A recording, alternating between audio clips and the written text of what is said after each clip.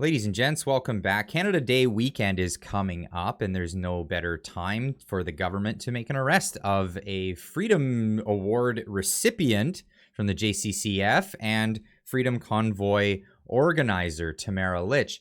She's in the news today because allegedly she had broken her bail conditions. Now, I'm going to start this video with not with the premise, but with the message, because this is the message Tamara wanted to get out, and this is obviously, it seems that this is what is wanting to be squashed here before Canada Day takes place, and this is the message that Tamara had to put out.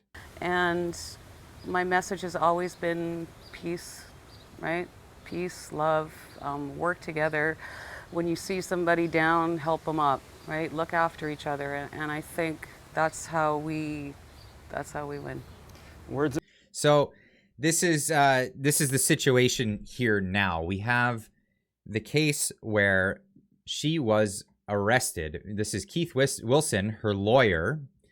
Breaking, Tamara has just been arrested in Medicine Hat, Alberta. We're awaiting further details, but we currently understand that it relates to her bail conditions. Now, how does the news relate to this? Mind you, there's stories all over the place, and if you go on Twitter, you'll find all kinds of people in support and lots of vitriol on the other side. But here we have CBC News, Freedom Convoy leader Tamara Lich, arrested in Alberta, accused of breaching bail conditions. Breaching bail conditions. I think they changed that headline from earlier. Freedom Convoy leader Tamara Lich has been rearrested in Medicine Hat, Alberta, for breaching her bail conditions, her lawyers have confirmed. So this is how they changed the language to make it look like it's an affirmative statement. So she has allegedly broken her bail conditions. That is what her lawyer has given us the information of.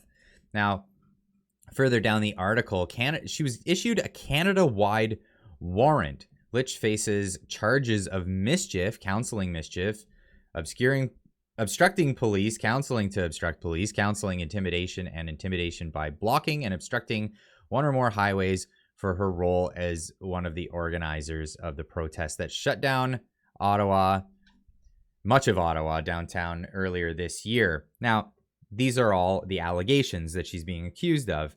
We still have habeas corpus in this country. We still have the right to a speedy trial. At least we all thought so.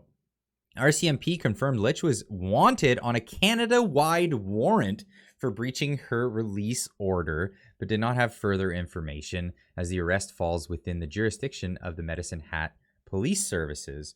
Now, the news that we have here this morning is that she's being held in Medicine Hat for the next 6 days. Now, 6 days, well, what's happening over the next 6 days? Well, Canada Day is happening over the next 6 days.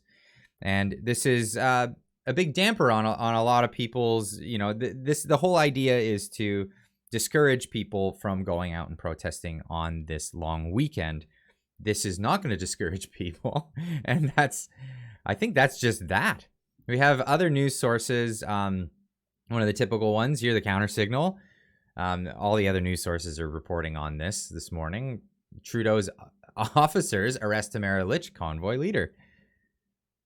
According to lawyer Keith Wilson, Lich was arrested in Medicine Hat, Alberta. She is currently waiting for more details to emerge regarding the arrest, although it is purportedly due to a breach of bail conditions. As per the bail conditions, you are not to log on to social media or post messages on social media. You're not allowed for anyone else to post messages on social media on your behalf or indicate your approval for future protests so long as the release order is in place.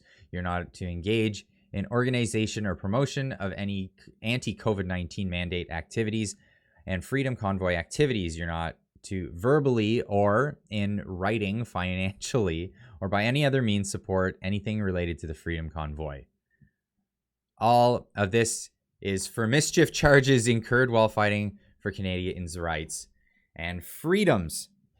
Now, this is the case here where she's not allowed. So these are the stipulations, and this is really, really an interesting and difficult one to get through here. So she was brought back in to fight for her bail conditions a few weeks ago.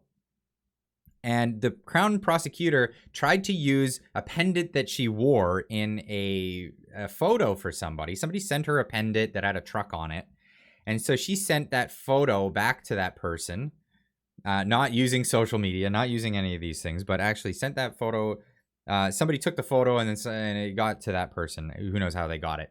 Anyway, it was just a picture of a pendant with a truck on it. And the Crown prosecutor tried to get her thrown back in jail for that. So we're looking at a situation where these are the things that the Crown prosecution is using to try to put people back in jail. Now, she was on social media in a roundabout way because people have cameras out there, and this is beyond her control in any sense of the matter. But however, she was at an event. I believe this was in North Bay. Yeah, in North Bay, a meeting. So she was just meeting with people. This wasn't organized for any event. This was just a meet and greet. People wanted to see her, say hi, say thank you, and move on. And here was Dave from Live for the Shed there for that. Tamara, how you doing? It's so lovely to finally meet you. Oh, I'm so glad to see you doing well. Okay, big hugs. Anyway, so that was an event that took place. She also was given the award, the George Jonas Freedom Award from the JCCF, the Justice Center for Constitutional Freedoms in Canada, and she went to the gala for that event. She also has other galas planned. That was the one that took place in Toronto, and then there are other ones, Vancouver on July 13th, which I think this will put a wrench in. She won't be able to attend that one, assuming she does go back to Ottawa to face, being thrown back in jail over this. August 11th in Calgary, that's another event. Now, these aren't events that are against the terms of her bail. And the reason why I say this is because this was actually a part of the contention when she was brought in again for her bail hearings. This was brought to the table. Is she allowed to go to this? And the judge confirmed that this was fine. This was not in breach of her bail conditions because she was not advocating. She was not using social media. She's going in person, and she's not advocating for anti-COVID mandates at that event. So this is not a convoy-related event. This is particularly her receiving an award for her fight for freedom. Now, this is a really interesting thing as well that came out. Real Andy Lee show put out there today saying, or this was just last evening, I wanted to personally congratulate Justin Trudeau on the arrest of Tamara Lich. I'm still confirming the document, but it appears there has been a petition brought forward in the European Parliament to nominate her for a Nobel Peace Prize. Well done, Justin, really. So this is the petition that's floating around that has been put out for her to be nominated for the Nobel Peace Prize. Here we are. It appears to be filed by Mr. Kim Soj, who met with MEP Christine Anderson recently. And then there's a translation here, which is, again, a petition for her to be nominated for the Nobel Peace Prize, where the rest of the world is seeing this woman as being a bastion for freedom. Real Andy Lee show, I've reached out to the European Petition Committee and MEP Anderson for comment to verify its authenticity. So here we are. We're in a situation where we have a person where around the world is being recognized as someone who's fighting for the sake of freedom, but the government in Canada is persecuting this individual. And we've seen it as well with other individuals that are being held without bail on charges of mischief as well. Tamara Lich was released and is now being brought back in to say that she has broken her bail conditions, which, of course, were absurd bail conditions in the first place. You don't hear about this for any other case, But let me know in the description down below what you think. What is it that you think about this given scenario? There are all kinds of hyperbolic chamber takes on Twitter going on. Lots of people saying their piece. I believe that Tamara Lich was fighting for the rights of all Canadians across the board.